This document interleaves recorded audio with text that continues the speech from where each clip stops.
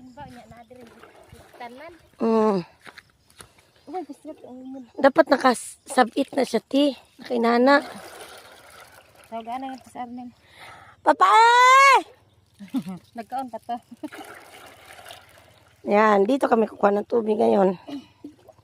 Pandilig. Kasi pagaling pa dun sa bahay sa balon. Agoy Lord. Grabe pa na tong layo Ayun ang dalawa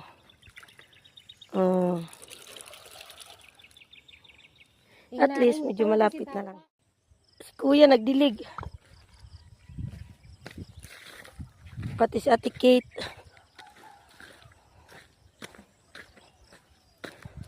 Kasi ako lalagay ng organic. Kasi tutuloy na natin pagtanim yung mga natira na tatanim pa kasi nakarang araw hindi namin naubos. Pagtanim kasi naubusan kami ng ganito, ng organic na lupa. Ayan kumuha pa dun sa kabilang bukid.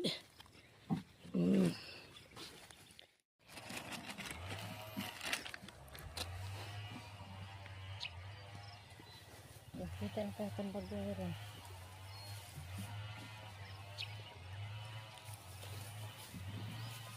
Okay, sabat.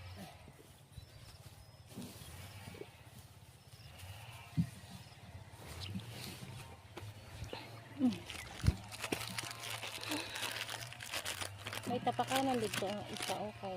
Nabalo. Baka dito.